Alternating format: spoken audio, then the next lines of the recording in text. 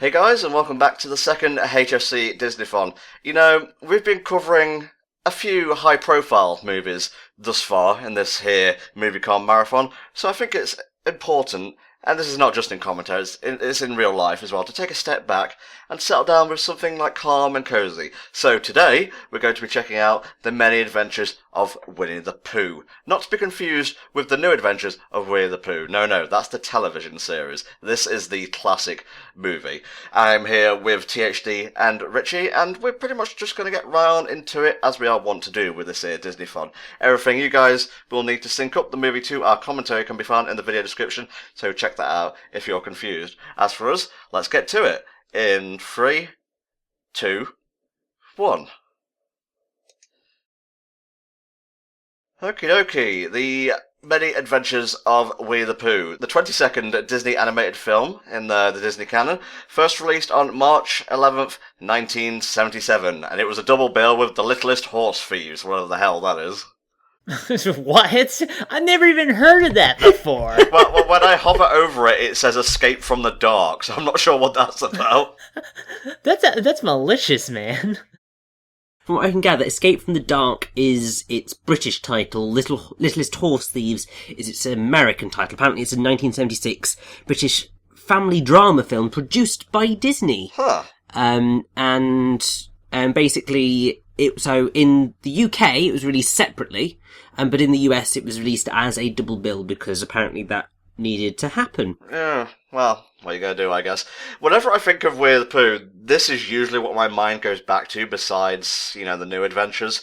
It's just so classic, it sticks there in the back of my mind with the likes of Mary Poppins and Bedknobs and Broomsticks and so on, as like that era of Disney. And Helldragon, I know you were going to bring this up, but I'm just going to steal your thunder here. There's a slight misconception that the author of Winnie the Pooh, A.A. Milne, I believe it is, Richard? Indeed it is. Is it he or she? He. That he, had a problem with Disney's adaptation. I think that is supposed to be attributed to the creator of Mary Poppins more than anything, but I may be wrong in that regard.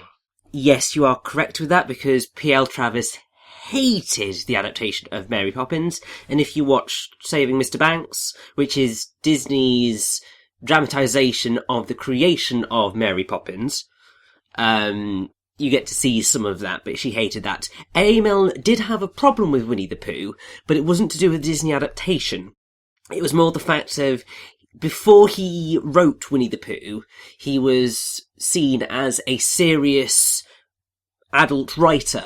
Okay. And then after he released Winnie the Pooh and all the Winnie the Pooh books, he became known as the guy who wrote Winnie the Pooh. Oh, he got typecast. That sucks. What a tragedy, creating a classic children's icon.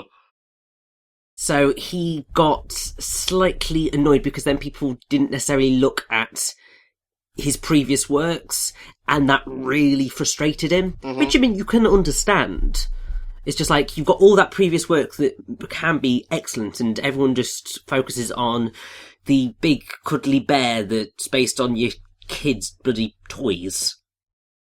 So, Helldragon, when you think Winnie the Pooh, what does your mind go back to? What's been your experience with this lovable bear stuffed with fluff?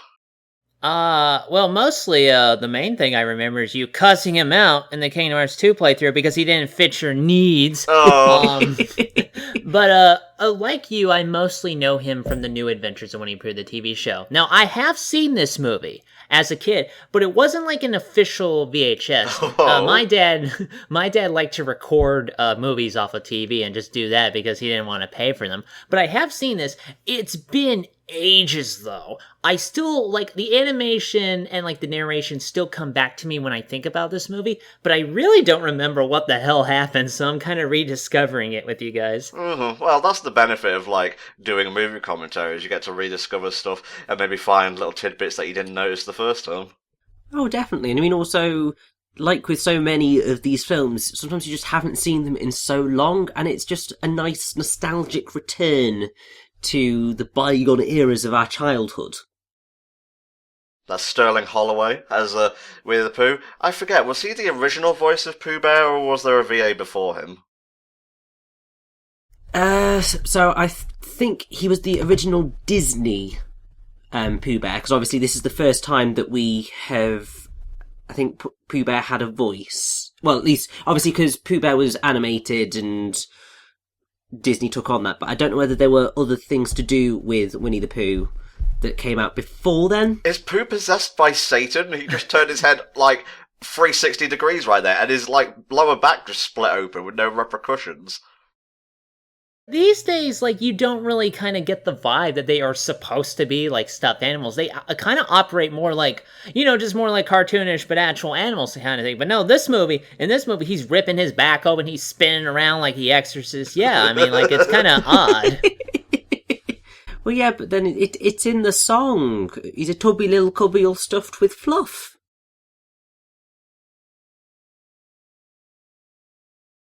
Okay, I'm pretty sure bears eating porridge is just a myth perpetrated by the Grimm fairy tale, you know? Well, Winnie the Pooh, he's a stereotype enabler. Also, to be fair, he's not exactly the brightest honeypot in the hive. Well, he was a stand created by a child. What do you expect? Oh, that's a great way of thinking about Pooh Bear, but then again, everything to you is a stand, aren't they, Tom? Really? Yeah.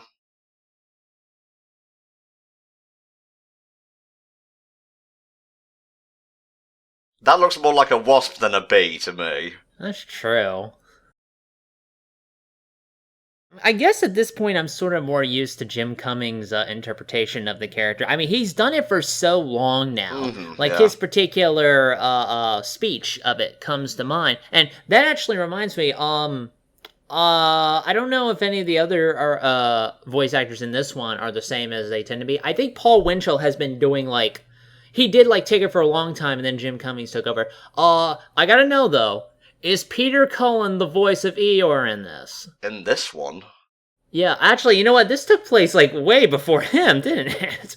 No, it is Ralph Wright who is the voice of Eeyore here. If you bear with me a second, because I wasn't prepared to be talking about Eeyore just yet. Yeah, that's a late commentary kind of thing, Helldragon. Actually, Ralph Wright was actually a Disney animator.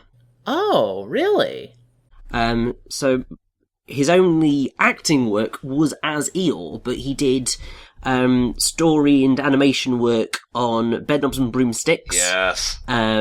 Sleeping Beauty, Lady and the Tramp, Peter Pan. Yes. And various other things. I think his earliest one was on Goofy's Glider, which was obviously a Goofy short. His first actually major film was Bambi. Nice.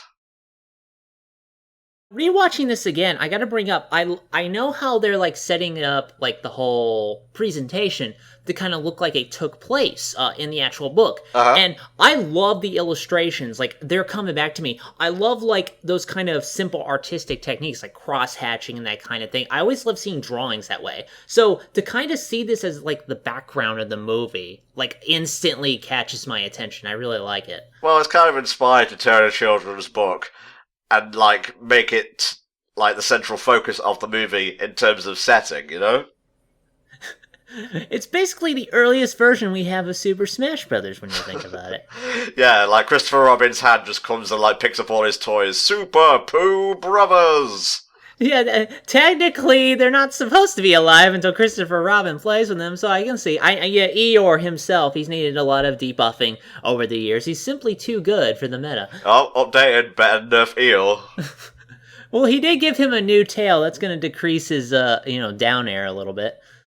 So, might as well get this out of the way. How do we feel about the theory that each of Christopher Robin's, toys represents a different sin, greed. Wait, no, don't finish that. Don't finish that. Pardon me? What are you asking me? Your outrage is right. I believe it's actually a different kind of mental illness, not deadly sin. What? What? Who brought this up? Eeyore's depression, Rabbit is OCD, Tigger is ADHD, I believe. I mean, okay, I can kind of get what they were going for here. It's clearly the fact that since these are supposed to be stuffed animals, like, each one represents possibly different aspects of Christopher Robin's personality. They did that kind of thing. If you've ever seen the Where the Wild Things Are movie, it's heavily set up to be that way. No, I may be thinking of the Gruffalo, actually. Similar thing, really, because they're both based on children's books. And I think both are... Well, actually, no. Where the Wild Things Are is surprisingly dark, whereas I don't think the Gruffalo is quite so dark. Where the Wild Things Are was set up that way. I kind of think that's what they were sort of maybe trying to do. I don't know. I think it's reading way too much into Winnie the fucking Pooh here. It certainly isn't probably shit like OCD and ADHD or gluttony or whatever the hell these crazy conspiracy theorists come up with. Yeah, sometimes it does come across as a bit reaching. I mean, especially considering these are just personalities that A.A. Milne created for his son's toys.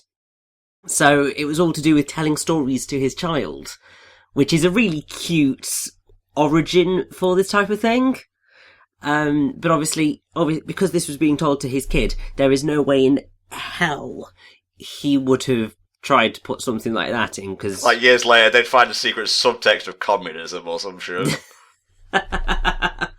So, Richie, you're not getting away from this question. What's your origin story for Winnie the Pooh and your experiences with it? Oh, God, don't ask me my origin with Pooh, I can't remember. It would either be the TV series or this film, I would have thought. One of the two, because obviously... I was born into the era where Disney were just re-releasing everything under the bloody sun. Oh yeah, I tend to forget sometimes that you're like a few years younger than me. Yeah, so it's why, even though like The Little Mermaid and stuff came out in the late 80s, or was it late 70s? Jesus Christ, I'm forgetting my dates. They all got re-released during the 90s, so they were still very present in my childhood. So I can't remember what came first. But then, like, I've always been fond of Pooh Bear, and it's always quite nostalgic to watch it. It's not my favourite franchise in the world, if only because it is... It's not... Get him it's out not of the saying anything commentary. bad about it. It's wonderful. It's just... It is arguably more aimed at a younger subset of the world. It's aimed more at kids, which is fair enough. Yeah. And it's still really enjoyable. But obviously, at least nowadays, I'm probably a little bit more too mature for Pooh Bear. I mean, that's obviously an impossibility. But it's like, I've moved on a little bit more. Why does Pooh Bear make shooting bees out of your mouth look so much fun? Right? I just want to float up on a balloon and rob some honey from some unsuspecting bees. However, I do not possess a body of wool and cotton, so I will probably take massive, massive damage from that, whereas Pooh Bear, he's just shrugging it off. Oh, so you're weak to bug types, huh? Yeah. Shall we bring up the fact that essentially this film is split up into kind of a few different episodes, so to speak? Yeah, kind of like an anthology format. Yeah, so, I mean, they are... Well, it's derived from 3 previously released animated featurettes that Disney produced. So that's Winnie the Pooh and the Honey Tree, which is this, which was released in 1966, so like 11 years before this film came out. Winnie the Pooh and the Blustery Day, which will come eventually. That's probably my favourite. Yes, and then Winnie the Pooh and Tigger 2, and then basically they actually commissioned...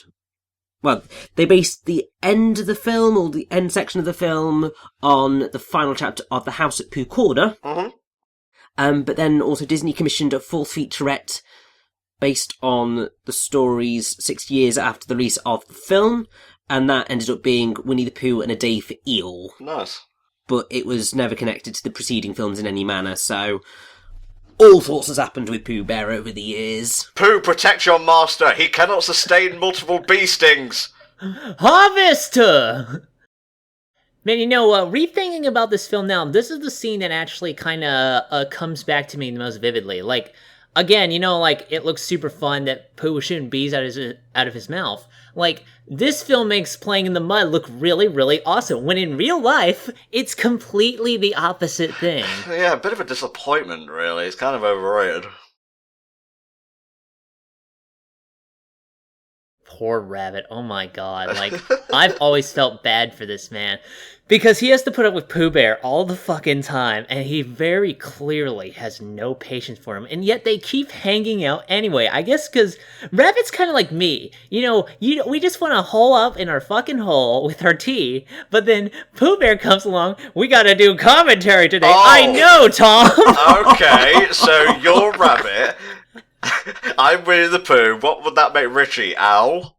That's a good question. Richie, what kind of Winnie the Pooh character would you be? I suppose I would be a weird hybrid of Owl and Roo. Mm-hmm. Yeah, definitely. Owlroo! Ruow! The worst kind of chimera. Rowlet. Rowlet, there you go. Oh, you're the cutest Pokemon, no fair. Although, even though Rabbit has very clearly no time for anyone's crap, he is probably the center of what I think is the best episode of the New Adventures of Winnie the Pooh, and possibly the one I really still cannot watch to this day. It's the one about the fucking bird, isn't it? It's about the bird. It hits you in the heart. You just feel like complete shit in the middle of that, because he clearly does not want this bird to leave, but the bird has to leave. It just tears you up on the inside, man. Gotta get up. Gotta get going. Gotta meet some It's friends gonna of be mine. a friend of mine. Oh, I fucking love that theme song. Wow, he ate everything, and then he ate some more. Rabbit was eaten out of house and home and became destitute, but Pooh did not care. Such was his lust for honey. Wait, do rabbits even like honey, now that I think about it? Because he always has a ton of honey, but I never have heard of any situation where rabbits like to eat honey. I think rabbits can easily get diabetes, but don't quote me on that. Yeah, that's probably true. I know, like, I would assume be like the kind of situation, like, you feed your dog chocolate, it wouldn't really work out. Also, this film grossly misrepresents honey. It's not as bright yellow as you might think. It's more like it's honey-coloured, really. It's like a smoky golden brown. And also, this isn't quite how getting fatter works. Really? It's just like, it's not instantaneous. Although sometimes you may bloat. That is The instantaneous. food's been lying to me all these years. But it's got to get into your system first before it starts to turn into fat. Well, Pooh lacks a digestive system, among Well, that's many true, other so it's features. just going to make the fluff all sodden, really, so that's going to add to his weight, yeah. Oh my god, they actually made Pooh Bear scientifically accurate. Here's what I think about Owl. There's two things about him that come to mind. First off, he's like the most useless piece of shit on the show, I think. Because he's always running his mouth about facts, but he doesn't really do anything, to my notice. Yeah. Secondly, in the newer movie, he was voiced by Craig Ferguson, wasn't he? I think so. For God's sake, give me a second. And there goes Richie on his journey for knowledge again. Yes, Owl was voiced by Craig Ferguson. He did an amazing job in that movie from what I've seen. I have not actually seen the new Winnie the Pooh movie because I believe it went up against something and bombed super hard. I don't remember which film it was, but like he had like a bit where he's telling everybody about whatever the imaginary creature they were hunting for in that movie, the one that they thought took Christopher Robin, even though he went off to boarding school. And it's just, his performance was, like, dead on. Like, that's, like, my new favorite Al, making me actually care about Al as a character. Yeah, that's a feat in and of itself. A little bit of voice actor trivia here. Rabbit is voiced by Junius Matthews. Al is voiced by Hal Smith. And Gopher is voiced by Howard Morris. Hello, Dragon, did you want to know what film Winnie the Pooh, the 2011 film, went up against? Yes. It opened on the same weekend as Harry Potter and the Deathly Hallows Part 2. Part 2, yeah. Oh god, so the last Harry Potter film, Jesus Christ. Yeah, It did not stand a chance. It did, however, get pretty favourable reviews. It was generally very positive. Well, the animation looked really nice. I don't know what went wrong with Christopher Robin's eyes, though. He went from being a Professor Layton kind of guy to kind of like Wart from Sword in the Stone. But I mean, I have to say, it's fascinating to see who they got in to do the voices for the characters, because obviously Jim Cummings was Pooh Bear and Tigger. Uh-huh. They got, I think, a kid called Jack Bolter as Christopher Robin, Travis Oates as Piglet, who really had not been in a whole lot before that, Bud Lucky as Eel. Because I got rid of Peter Cullen. I know. He was Rick Dicker in The Incredibles and Chuckles the Clown in Toy Story 3. Okay. But he's also a character designer at Pixar for a while and did various other things. And they got Kristen Anderson Lopez as Kanga, aka one of the creators of the music behind Frozen. They got a kid called White Hall as Roo. They got the wonderful, wonderful Tom Kenny as Rabbit. Mm-hmm. Yeah, SpongeBob. Yeah, I know who Tom Kenny is. Sorry, I didn't mean to insert a dramatic pause there. Obviously, Craig Ferguson as Owl. There's this other character called Baxon, which I'm assuming is whatever they were looking for, who not important.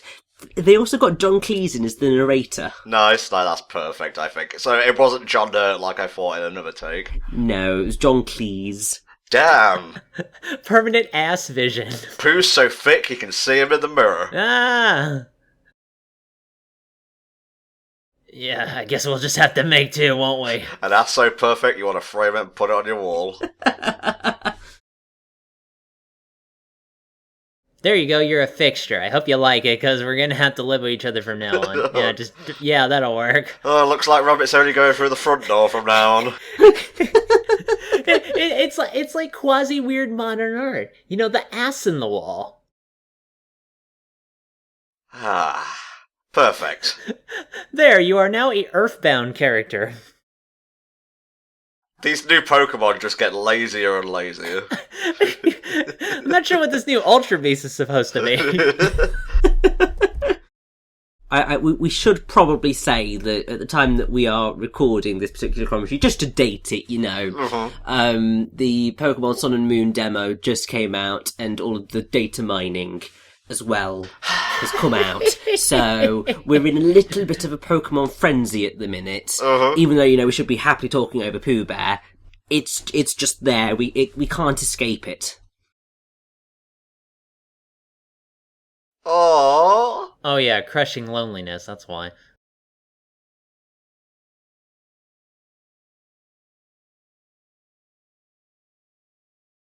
Is this what happens in Dune when you get too much spice? Father, the Pooh Bear has awakened! I should watch that movie. I hear it's bad, but it looks so interesting to me. It definitely seems riffable, yeah. I love all the childish spelling in the movie, by the way. It just kind of reflects the fact that all this is just a figment of Christopher Robin's imagination. That poor fucking rabbit. Too much poo and not enough play makes Rabbit a dull boy. Gopher, man. His whistle annoys me so much, and now I'm trying to remember it. I remember, you know, watching the cartoon show and sitting there thinking, why can't he, like, clear his throat or, like, blow out his nose? Because whenever I whistle, it's usually because my nose is clogged in a particular way and I have to blow it out. So I assume that's what's happening with Gopher, or maybe it's an overbite kind of thing. Well, it's the two buck teeth that are doing it. Oh yeah, just eat in front of the person who's on a diet right now.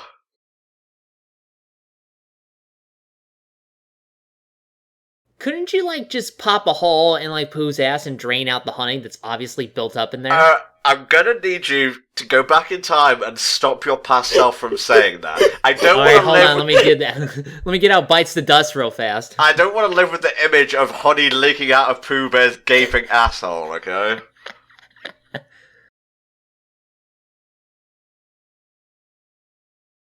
Pooh the Fat demands more pies. Oh, Gopher, you're lucky that you're a figment of, like... Oh, actually, we know that Pooh Bear and, like, Rabbit are Christopher Robin's cuddly toys, but what about Gopher? Is he just, like, a regular gopher? I would imagine he'd just be like, yeah, like a regular gopher, but Christopher Robin imagines him with a particular type of personality. That's what I would think. Interesting thing about Gopher is that he didn't appear in the original books, Winnie the Pooh and the House at Pooh Corner, until... He's an OC! I know, well, until 1966, I believe. A fact that apparently is regularly pointed out in Winnie the Pooh and the Honey Tree when he breaks the fourth wall by saying he's not in the book, you know, and also trying to say that he would not be in a phone book. I wish this would happen to me whenever I lost a couple of pounds, like someone comes and throws a parade for me. Good job, you're not as fat as you used to be. Oh, you know, by the end of that parade, I would have just put on like 5 more pounds from the delicious food that they served. No, it's probably just water weight, don't worry about it.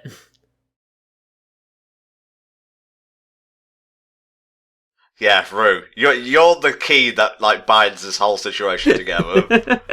Man, I gotta say, this new adaptation of Redwall is looking real weird. I mean, I have to say that they really should have realised that that was not going to work. Because, like, seriously, that tail was coming off no matter what. Nicely done. Oh, there he goes. Oh, I think he's dead.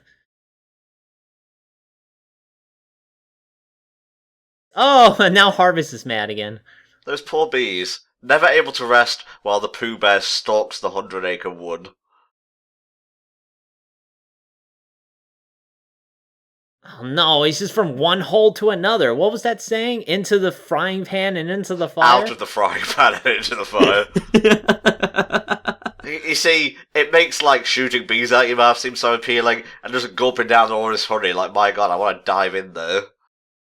And then take a long shower afterwards, because god, you just come out like a sticky yellow man. Well, I mean, to be fair, he's probably always sticky as Pooh Bear, because he's constantly eating honey. Like, oh, Jesus. Yeah, let's just move on. I don't need any more images, like, scalded into my mind, thank you. This film kind of reminds me of how, like, you know, anthology films actually used to be, like, a huge thing. Like, I remember watching some stuff about how, like, it was talking about, like, the various Looney Tunes anthology films they used to have back in, like, the 60s and 70s and things like that. And it just kind of fell out of style. I'm not particularly sure why. I guess maybe the material got too old, storytelling got more advanced at that point. I don't know. Maybe it was, like, perceived value. Like, people thought that 3 mini things wasn't like the same effort maybe as like a huge feature film. I think that's probably the case. I think it's also because as cinema has progressed, people have got more and more used to having a single narrative to deal with. So they like getting an entire big arc across the film, and that feels like you've had a satisfying experience. Whereas if it's 3 mini things, it feels like it probably should have been a TV movie rather than a cinema, like a theatrical release. Which I think is the problem. And it's also because TV has started to muscle in these sorts of areas. So even now, we're getting anthology TV series because, like, American Horror Story and Scream Queens, they are anthology series where they are having separate stories each series, but they all sort of interconnect in various ways. Now, if there was any, like, bit of animation from my childhood that perfectly represented autumn, or fall, as you Yanks want to say, it would be the blustery day portion of the many adventures of Winnie the Pooh. Just like Pooh jaunting through the 100-acre woods, scarf around his neck, leaves blowing about him. I always used to love going like skipping through the leaves on the way to and from school. I don't know, it's just a very cosy kind of atmosphere. I think the only thing that I don't like about the autumn is that obviously everything starts to get darker outside. Like, it gets darker sooner, it's darker when you get up and you're just like, I want to stay in bed. But it's fine. It's very pretty as autumn, so it's all good. You know, I'm always kind of surprised whenever I rethink about Piglet that thing that's like his torso, like that's not his body, that's like an actual sweater. he kind of wears. Like, I think in, like, one thing, he actually kind of moves it or takes it off. I can't remember, but it's a sweater, and that's just kind of odd to me. Well, it's like a onesie, really. Yeah, a onesie. That's probably the best term for that. Well, I mean, to be fair, technically, it would either be... Well, it's probably a unitard, if anything. But that's not a way you want to be referring to that item of clothing, because it makes it sound really dirty. Well, Pooh's naked from the waist down, so what do you expect?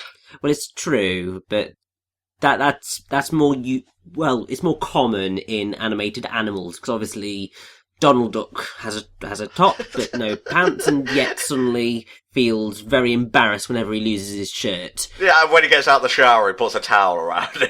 Yeah, it's just like, don't quite get what's going on here, but okay. See, if Charlie Brown was the one flying Piglet, Piglet would have just crashed into a tree by now and just save everyone the trouble. Well, yeah, but you see, Pooh Bear's actually ridiculously lucky. Like, he's unlucky, but he's also very lucky at the same time.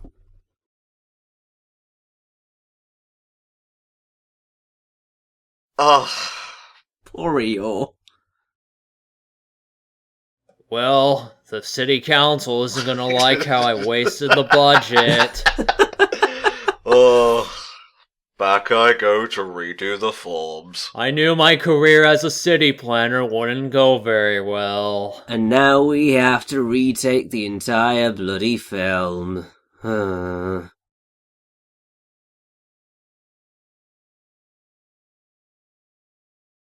it's Baba Yaga's place. Of course, Al just sleeps through all this. How old is he, anyway? Old enough.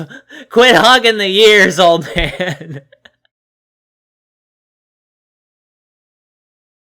I don't think Owl has ever been given an age, but he is the eldest main character. And also actually not based on a stuffed toy. So he looks more like a live animal in the illustrations in the original books. I love how he has a picture of himself on the wall. Well, that's just egotistical right there. Well, I think, that theory I told you about at the beginning, I think Al was listed under narcissism. That would sound about right, yes. Oh, well, that would make sense, actually. Wednesday. Here, let me serve you a meal. Have all the honey! You know what would make me very, very happy? If where they got the spelling for money in Kingdom Hearts was the honey in Winnie the Pooh. It may likely have been, actually. I'm not sure if there's like a source for that, but it's appropriate for Disney, at least. I know. You have to remember, like, back when Kingdom Hearts 1 was around, like, it still really was trying to go for that Disney feel. So yeah, it would not be surprising that they kind of tried to echo that a little. And then it started to become about, Japanese teenagers, things like that, and it kind of lost that charm, so there you go. True, but the gameplay got better, so swings and roundabouts, really. Oh, and then Al was cruelly crushed beneath his crockery, the end. Damn, what kind of wind is this that knocks over an entire tree? It's not even like a hurricane. Yeah, it's just a very strong bluster, really. Yeah, blusters shouldn't be able to do that, but then again, the wind is a frighteningly powerful beast. Don't forget, this is a child imagining all this, so you ever been like a small child in your youth? Probably, I guess, and you're trying to like walk through like something that an adult can easily brush off, but it's like blowing you backwards and whatnot. It's kind of like that. I have had that happen in the past, because, as most people probably realise, I'm quite small. It kind of comes across in the way I am generally, anyway. Yeah, if you stack, if you clone Richie and stack two of him on top of the original's head, he only comes up to, I don't know, my chin. Yes, I am smaller than a hobbit. Fuck you, Al, come on. But yeah, I have been in multiple situations where I've been trying to walk somewhere and the wind has been blowing so hard that I can't actually make any progress because I'm just getting blown and you're just like, oh my god! Like, at school we had a bridge across the two sites, and whenever it was really windy it was always particularly frightening going across that bridge because obviously you got well, even more buffeted by the wind than anywhere else at the school. It was terrifying. Wait, this was an open air bridge, not one of those like things that connects buildings? Yeah, it was an open air bridge over a main road. Christ, how fancy was your school? Not very, like, it would have liked to have been a lot fancier than it was, and it's trying desperately even now to be fancier than it actually is. But it's like a public bridge. Okay, it's not public enough. bridge because obviously that would be really stupid. Although it was for a time. Let me just get my shotgun here. You know, it's like Pooh versus the Evil Dead. Ah! Yeah, kill this thing immediately. Until Dawn 2, starring the cast of the Winnie the Pooh adventures. I'm pretty sure somebody has already made a parody of that if you look. So I would think that Tigger is probably the more, I guess if I'd have to sum him up, he's kind of a divisive character, I would think. Oh, yeah, because, yeah. like, you either like Tigger, or you really don't like Tigger. And I can easily see why he gets on people's nerves, because he's just, like, he will not let up, you know what I'm saying? He's kind of like a more likeable Scrappy-Doo, and it kind of hurts me to use that kind of phrasing, but it's like the closest thing I can think of. Yeah, he's the very hyperactive one who's always butting in on everything. But I would say that the T-I-double-G-R is just, I like Tigger. I mean, especially considering, you know, he's got that song with the wonderful thing about Tigger's. It's a great, fun little ditty. Yeah. Now that I think about it, he's kind of like a counterpart to the Cowardly Lion. Yeah. Yeah, I could totally see that. Yeah, it's actually kind of a drastic opposite. Which reminds me, and I don't know if there's any other, like, Winnie the Pooh media you guys have seen. Like, Tigger actually got his own movie Yes, back he in did. 2000. I have no idea how well it performed. I don't think it performed very well, but I think the whole thing was that he was trying to find other Tiggers in that one. Yes, he was. And, I mean, spoilers, it turns out, no. Oh, he is the last of his kind. Well, it's not necessarily that he's the last of his kind, but he can't find his family, but then it's obviously at the end of the film that everyone's just like, we are your family, and it's all really adorable. I just had this image of Tigger being shot down in space, you know, like Superman, but it's from a really annoying planet that just explodes in, like, the background. Ah yes, the Tigger planet. So the Tigger movie actually did pretty well at the box office, really. Oh. It That's good. opened at number 4 at the North American box office, making $9.4 million in its opening weekend, and earned $45,554,533 in the United States alone, while making $96,159,800 worldwide. Sick. And its estimated budget was between $15 million and $30 million, so it did damn well. And actually, I quite like some of the songs in the Tigger movie, particularly the Whoop-de-Doop-a-Loop. Well, it's called the Whoop-de-Doop-a-Bounce. Uh-huh. But it's just one of those really fun tongue twisters. Yeah, it's the Whoop-de-Doop-to-Loop-de-Loop-to-Alley-Oop-a-Bounce. And it just goes on like that, and it's just like, Jesus wept, man. I love how Pooh has a picture of a honeybee on his wall. Like, to constantly remind him who is the enemy, who he's fighting. I'm starting with the Pooh in the mirror. But yeah, Tigger's actually not the only character to have his own spin-off film. There was also Piglet's Big Movie, Huh. which came out in 2003, and Pooh's Heffalump movie. I know the Heffalump movie, I completely forgot about the Piglet one. Yeah, I forgot Piglet had one too. I'd forgotten about Piglets as well. I don't think it was quite as well received. I don't think it did quite. Yeah, it raised. Well, it grossed half of what Tigger movie did. Pooh, he's just transcending the life fantastic here. Well, this is what happens when he doesn't get enough honey and or sleep. Did he die? There's a voice echoing. Is he going to heaven? You know, what's going on here? Oh god, this scene. Oh god, it's Waiting for Godot. No, that's Play by Samuel Beckett. I'm sorry, I mixed up my classic plays for a minute there. Yeah, this is the iconic song of the movie for me. Yeah, and it's terrifying. I mean, this is basically the pink elephants on parade of Winnie the Pooh. Yeah. It's just, oh my god. What is it with Disney and having these weird fucking sequences back in the day? And also, what is it with them being about bloody elephants? Oh no, it's an elephant and it's made of honey!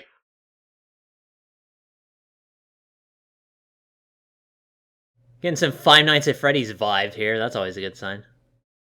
Didn't they kind of reprise this song in the newer Winnie the Pooh movie, or like rejig it or whatever? I don't know whether they do it in Winnie the Pooh 2011, but they certainly did it in Pooh's Heffalump movie. Because obviously that introduced the Heffalumps as actual characters. Huh, interesting. And there's actually a really lovely song in the Heffalump movie called With a Few Good Friends. It's so lovely, because it's like, with a few good friends and a stick or two, a house is built with a corner called Pooh. It's basically all of the people, well, all of the animals get together to build a house for Eeyore. And it's really lovely. So they should as well. They're always the ones knocking his house down. Well, exactly, yes. This is probably the weirdest Crash Bandicoot level I've ever played. Ugh.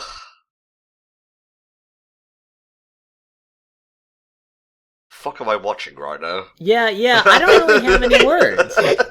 Well, it's kind of hard to like commentate on fever dream sections of movies because it's just like it's meant to be surreal. So if you're just sitting there going, "Oh, I don't know what to say," the joke's on you, buddy, because you're not really meant to say anything. You're just meant to watch and feel. And I am feeling a lot of emotions, and none of them are positive right now.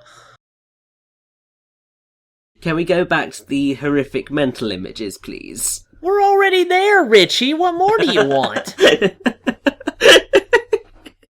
Is this Pooh having like a war flashback and whatnot? Because I'm seeing lots of like war symbology here. Yeah, the wall. That's also what this reminds me of. I'd really like to wake up now, please. Oh God, no! Please wake up, Pooh. Wake up. Is this why the kids love Undertale so much? You just wanted to make an Undertale reference, didn't you? Probably.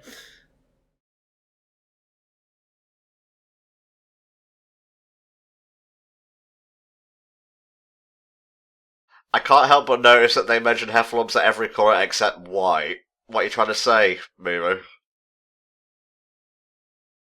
Oh God. I knew I should have gone for double glazing. All the water's getting in. Oh no, I wet myself again, I think? No, that's not me this time. Okay. Oh, I love the rain effects, like in this style of animation. It is damn good for something that is this old. I mean, to be fair, obviously, well, no, because it's obviously a mixture of 60s, 70s, 80s animation, so it's amazing. It holds up because of the animation style, I think. Here on Piglet's Isle.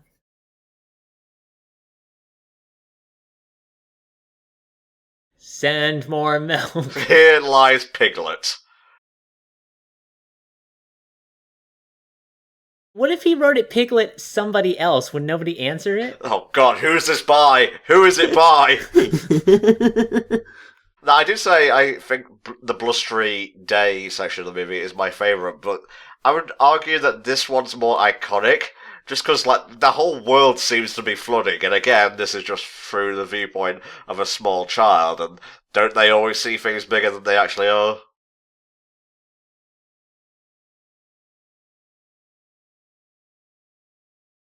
Yeah, rescue all the children. I'm sorry. They've got to be preserved. Honey with an I, honey with an E, honey with two Y's.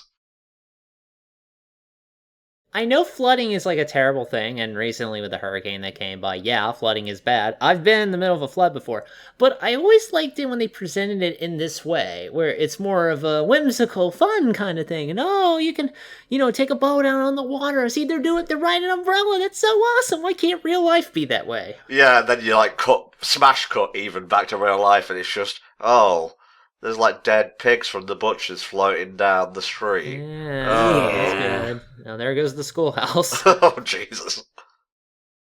I mean, I think that there are certain times when you do get people having fun, massive air quotation mark with floods.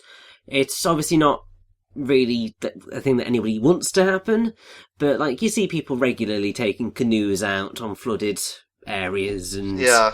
just having a bit of a row about. So, I mean, I think probably sometimes it tends to happen more whenever places in England flood. Ugh. Because I think, in general, well, for starters, we don't tend to get quite as bad floods as America does. We do get terrible floods. Yes, but as in the East Midlands, in Nottingham especially, and like a city of hills, we're safeguarded for the most part. Pretty much. There are places in the UK which do flood badly, and I don't want anyone to think that I'm not saying that they don't. But I think we tend to have a little bit of fun with our floods sometimes. It's largely because we are a lot drier in our sense of humour and a lot darker. So when stuff like that happens, we're just like, make the best of a bad job. Same shit as always. Al, open your fucking eyes and see the edge of the world coming towards you. No, he's asleep. It's during the day. Don't you know?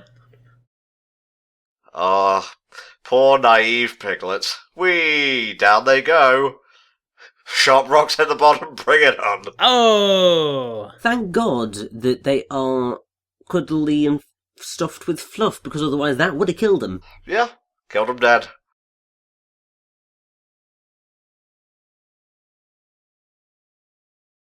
I don't know where Piglet is, but meh. Yeah, who cares really? He's not the star. It's not Piglet the Piglet, it's Winnie the Pooh. It's not Piglet's movie yet, bitch.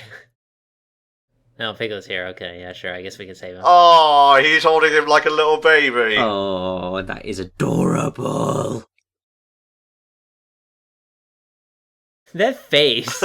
Man, have you ever read, like, those Winnie the Pooh comics? I don't know if these are, like, edited or not, but Pooh always comes off as, like, a tremendous prick and all that. Oh yeah, I know exactly what you mean. But I prefer the edits, because it's like, what day is it today, Piglet? Oh, it's the day after yesterday. You know what I fucking mean, Piglet. That's one of my favourite reaction gifs, by the way, that Pooh doing the little dance at the dinner table. Okay, Al, you don't deserve a party. You didn't do anything last time I checked. Hey, this is a flood survivors party, okay? Well, he survived the least out of all of us. He should get the least amount of cake. I think I caught a snippet of the book back there, where Piglet was talking about, like, oh, this book is about you. Very meta. Well, I mean, obviously, it is a very meta film, because it is obviously dealing with the book. And it's like the book is telling the story, and it's a fascinating thing to do. Oh, it's very spooky. What is the rest of that sign supposed to read? Like, I know it's supposed to be, like, trespassers will something. Is it like, but there's not enough space to write a big enough word, in the torn off part of the sign. So is it like trespassers will die, trespassers will fuck off? I don't know. What's going on here? Trespassers will hug. You are condemned to hug, good sir, until you have learned your lesson.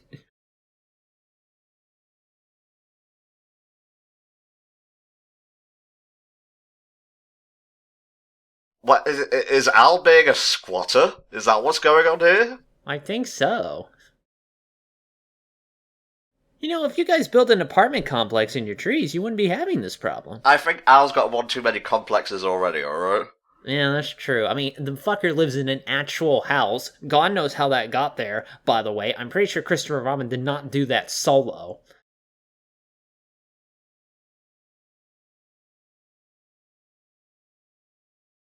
I kind of like how sketchy the animation is at points. Maybe it's the frame rate, where you can just kind of see the lines, like the colour going outside the lines and whatnot.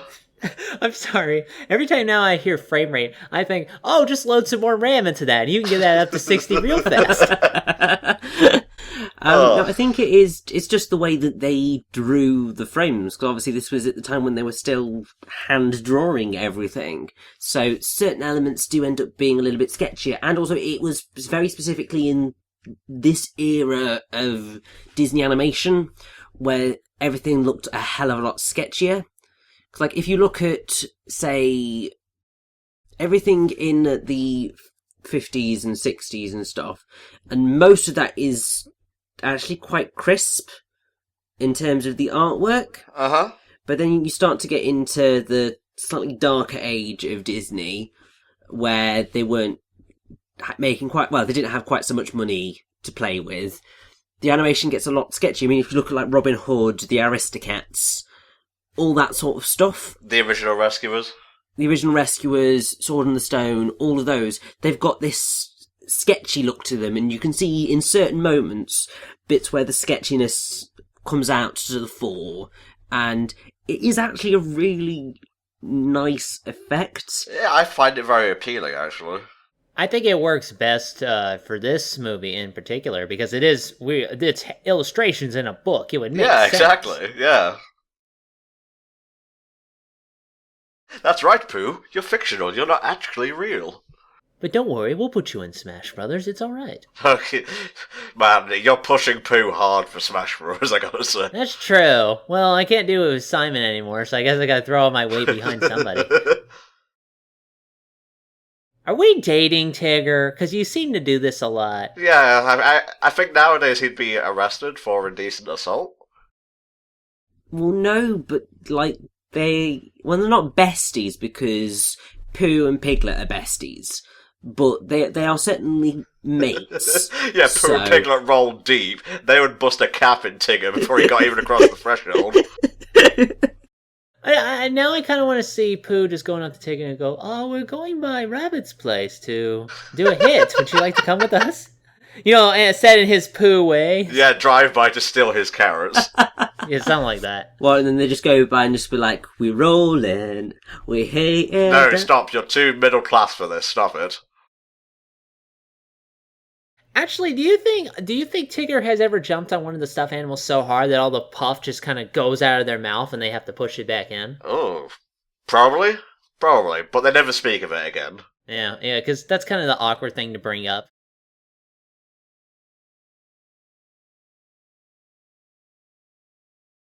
Now, I know Rabbit hates Tigger. Like, I know they ain't, like, friends at all. Here's a question. Is Rabbit meant to be male or female? Rabbit's male. So, I mean, I would say that Rabbit's male. I mean, obviously, his voice actor is male. But I can certainly see why you would get slightly confused about how he's meant to be. Well, I'm talking about public consensus here. I know Rabbit's male.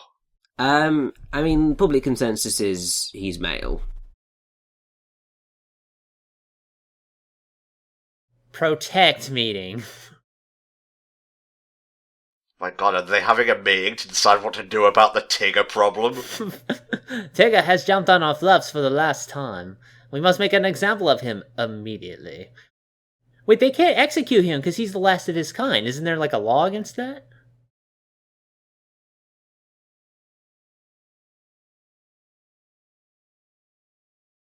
Well, you can find a way to unbalance him. I just ain't gonna change his oil, alright? Because that's not my responsibility. Well, you could, like, shackle him. That might work. That's a little cruel, but, you know, I'm all for a little bit of cruelty if it gets results. I love how much of an asshole Pooh is in this movie. No, these are like the reaction images I see the most, where he's just sitting in his chair looking incredibly despondent. He's like, fucking really, Cartoon Network, you do this?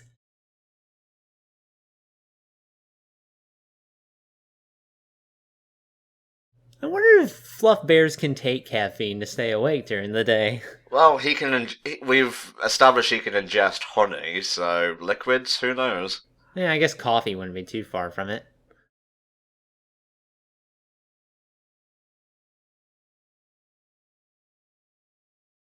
I don't want a sad Tigger. I want a bouncy, wouncy Tigger, no matter how exuberant and exhausting he is to be around. Indeed, we've already got one manic depressive in the 100 Acre Wood. We don't need another one.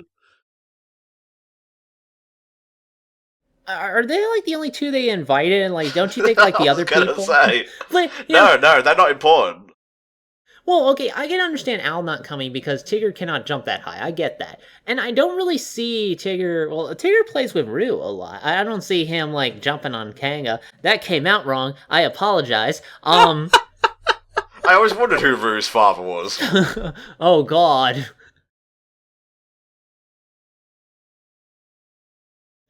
No, they're just gonna leave him in the woods and then run him over, and then they know what they did last summer.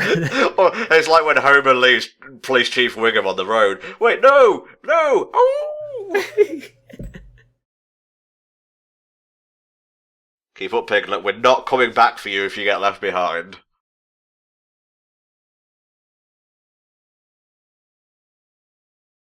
Yeah, I just love abandoning our friends to fend for themselves in the Heffalump-infested forest.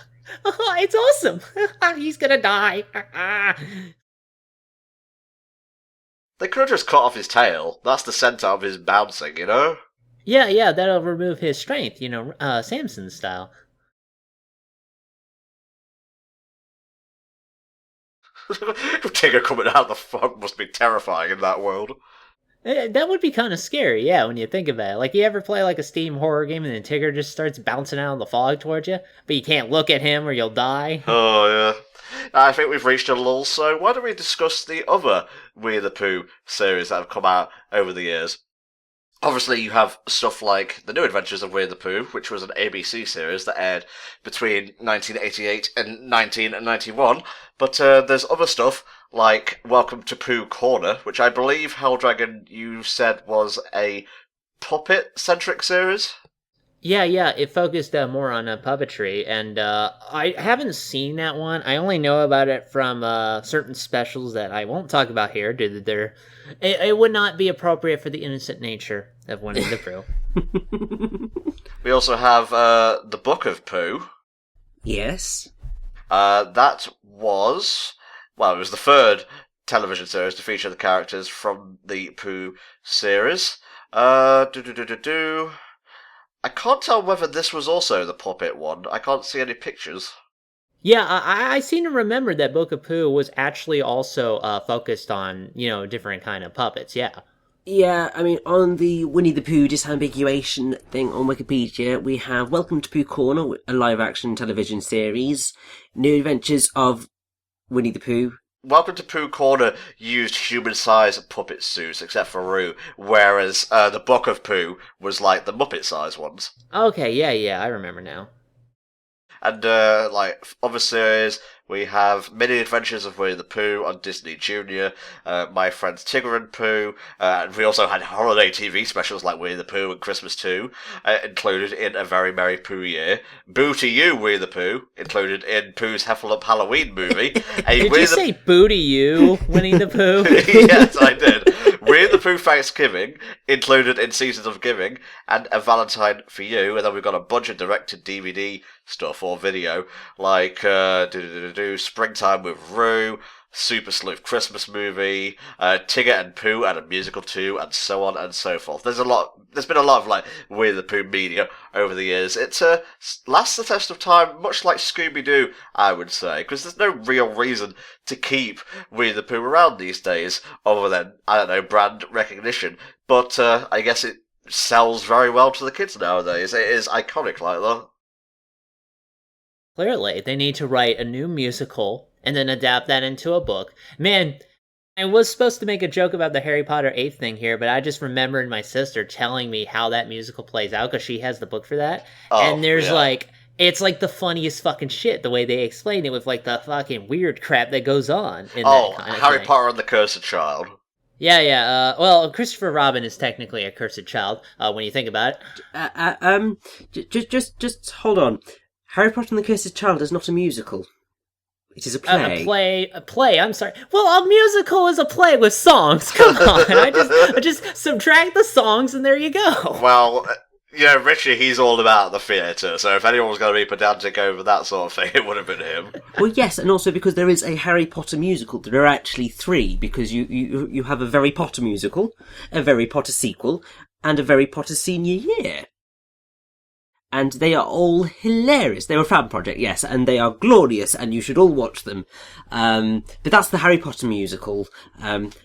Cursed Child is a play. Yeah, and it's fucking batshit loco, and I refuse to recognise it as canon. I am hype for the Fantastic Beast and Where to Find Them 5 Elegy. I don't know what the term is for a series of... Quintology, something along those lines. Yeah, there's going to be 5 of the fuckers. It's going to feature... You're gonna make 5 movies? Yeah, and it's going to feature, like, Grindelwald's rise to power and whatnot.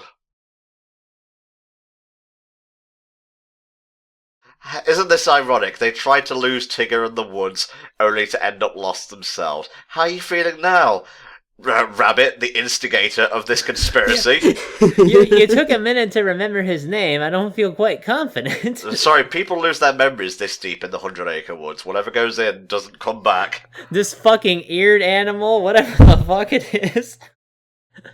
Oh, the Princess and the Frog! No, didn't do I?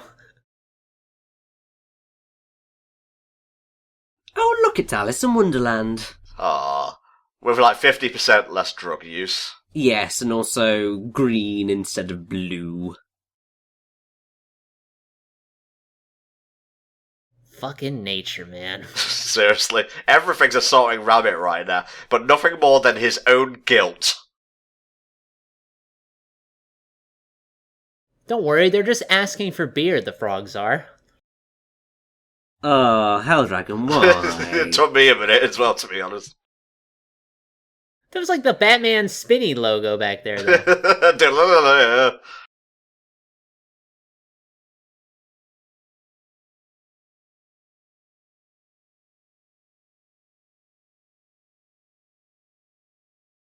Alright, follow the Tigger, we're getting you out of here. As he should be. A fitting punishment.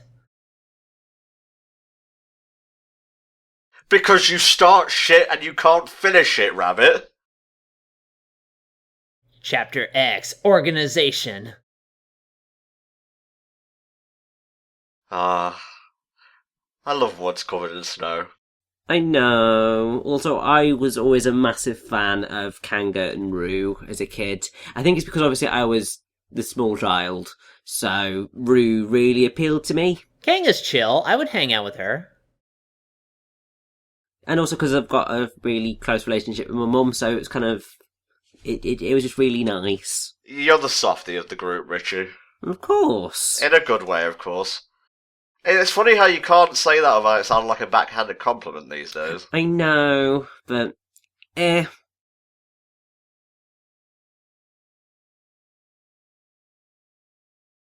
you think Tigger's a good influence on Rue? No. No.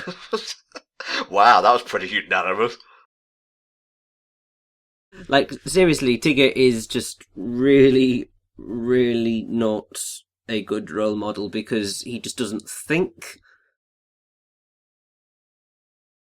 Who would you rather Rue take after? Owl, who is so self-important he never shuts the fuck up. Rabbit, who I think hates everyone and just wants to hole up all day. Or Pooh, a man who is not entirely there to begin with. I mean, hell, the only good role model I could think that Rue should hang out with is Christopher Robin. And Christopher Robin is his god and maker when you think about it, so it would make sense. Yeah. Although, from a thematic standpoint, if you want to get pretentious, Rue has no dad to show him how to be a kangaroo, so Tigger is the next best thing in terms of bouncing. That is true, but then he does have his mother.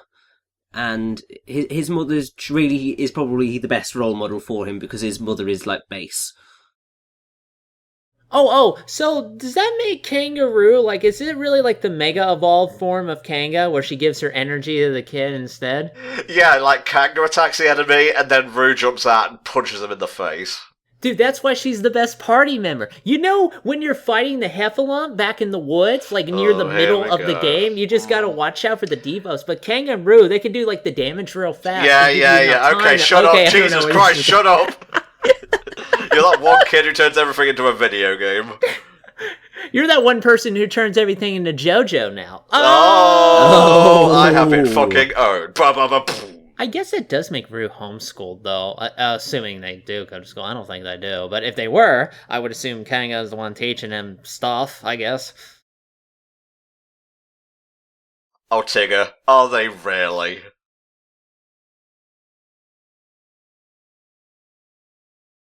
Don't go outside the book. It is a harsh void where nothing survives. Yeah, outside the book is Kingdom Hearts. You don't want to do that, man. Tigger, scared of heights. That's a good one. Getting stunk in the top of a fucking tree is what Tiggers do best.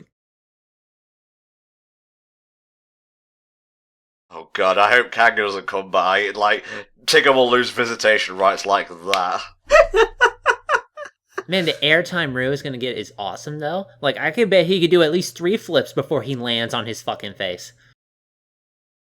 He got 0 flips in, but then again, he didn't land on his face, so I suppose win-win.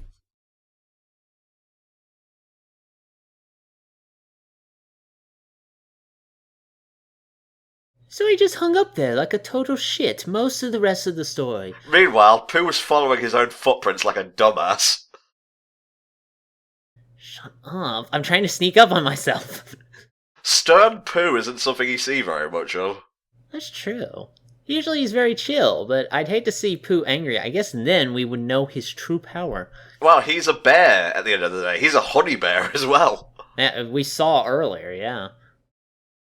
He just doesn't have any claws, so I don't think he'd be exactly that effective. He'd basically be like Baymax pre-upgrade. Yeah, it would basically be like swatting someone with a feather duster. You know, it's annoying, but it's not going to like cause you any lasting damage. Well, it'd be more like hitting someone with a pillow, really.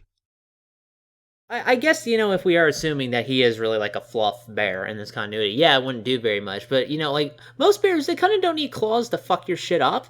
They're super strong, because they're fucking bears. Yeah, they can do a lot more damage through, like, weight and pressure, really. I mean, that is also true, yeah.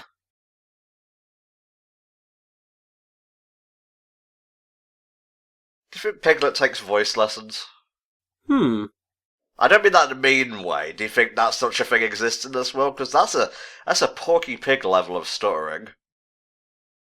Well, I mean, he probably should, because obviously a stutter doesn't help anybody, but then again, his stutter's not so horrendous that he can't actually speak, because obviously there are poor people out there who have such bad stutters that they can't get their words out. Yeah, and I just want to clarify, when Richie says poor people, he doesn't mean people bereft of money. He means unfortunate people. Yes. I really do need to come up with better adjectives that are more accurate. Those damn penniless plebeians who can't fucking speak. Get YouTube jobs like the rest of us. Oh, yeah. Shit, I can't get my words out half the time, and I do okay. Yeah, I mean, I actually do have a little bit of a stutter. A little bit. Which I didn't realise until Tom pointed it out, the other year, and was just like, oh, buggery hell, I do have a stutter. I didn't mean anything by it. A good job, Tom. Nicely done. Well, no, it's fine, because it wasn't until a few years ago that we found out that my dad used to have a stutter when he was younger. So obviously it runs in the family. Absolved of blame, and I'm pretty sure they keep reusing animations here. Well, yeah, this time they just gave him a coat. A recolor of Christopher Robin. I mean, to be fair, it's the era of Disney where they did like to reuse their animation. Because, as I said, they didn't really have a whole lot of money going around at this point in time, so they just used whatever the hell they could. Yeah, Robin Hood was peak reusing season. Yes. And see, that's why you don't trust Tigger with, well, about anything, I think. It just hit me how tall Rabbit must actually be, because he's, able to stand, eye level to eye level with a fully grown kangaroo. Well, they are stuffed animals. Obviously, the proportions aren't correct. You run into this problem all the time when you collect Transformers and you're trying to make an army. Well, I mean, to be fair, actually, I think so the animals are the size of the toys. Essentially. I mean, I don't think it's quite entirely accurate, because I'm pretty sure that Pooh Bear... it might be actually accurate to the size of the toys. Because, I mean, if you actually look at them, they are all about that size of each other. And I suppose if Christopher Robin was not that old, maybe 8 or so, proportions would all be about right. See, I think if Calvin was here, Hobbs would be more easily able to get down the tree. Nice. A little bit of voice acting trivia before we finish off this here movie. Christopher Robin was voiced, I believe, in like the start of the movie by Bruce Riverman, then later John Walmsley and Timothy Turner. Well, that's what Wikipedia says. Huh, that last name sounds really familiar. Yeah.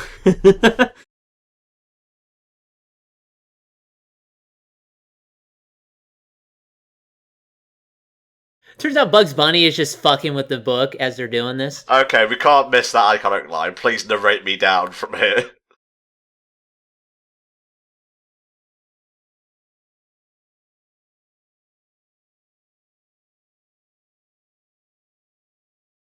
Alright, who activated Sea Moon? Yeah, I'm pretty sure we're made in heaven right about now. Aww. I think it's more Jumpin' Jack Flash, but that's just me. Thank you, fourth wall. Snow, sweet snow. Oh, does it taste good? I'm not kissing snow, but still.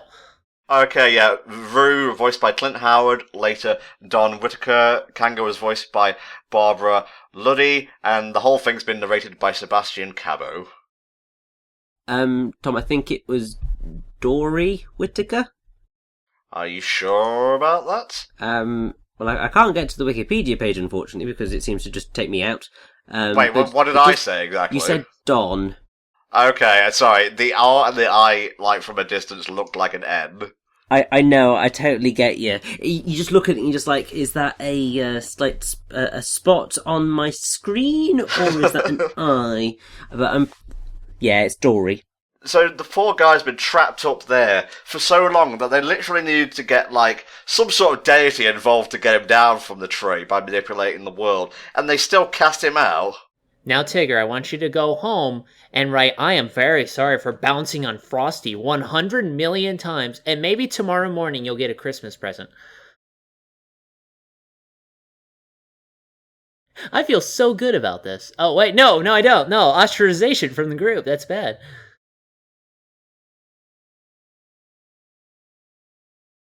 We're teaching him a lesson, guys. It's for the best. Wait for it, the bounce is coming. There you go. Oh, it's so adorable. What a fun note to end the movie on. And I guess we should get, like, our summaries or, like, criticisms out of the way now. So, Helldragon, have you enjoyed the many adventures of Winnie the Pooh and reliving it again? Yeah, it's always nice to just have that kind of chill movie, or chill thing in general to come back to, and Winnie the Pooh will always be that kind of thing, for me, at least from Disney, so, hey, I really liked watching this again and just kind of chilling out and relaxing with you guys. Thanks for watching it with us, mate. What about you, Richard? Yeah, it's lovely and nostalgic and warm and fuzzy and cuddly, and it's great. It is obviously still very aimed at kids, but it is still very watchable, and I've enjoyed it definitely, and it just makes you feel all warm and fuzzy inside, and that is good. It's definitely in my top 20. It's not really a film I'd rush to watch, but if it was on television at Christmas, my ass would be glued to that settee, and I would not move until it was done. What about to eat or to pee? You have to pee, right? Well, Winnie the Pooh demands servitude. I will be there until the movie is done. But it's warm, it's cozy. It gets surprisingly deep towards the end, as we'll see here.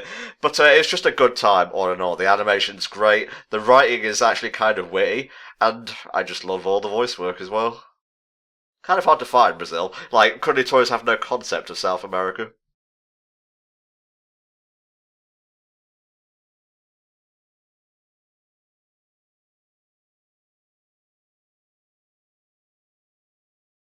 Oh, this is where the movie gets kind of sad and wistful, where Christopher Robin, like, discusses having to go away and leave his friends. Yeah, kind of have to do that whole real life shit. But then they will always be in his heart. Christopher Robin, will I exist when you're not here? Well, yes, if Toy Story has anything to say about it. Yeah, that's a good point, actually. Christopher Robin, has this bear found a soul?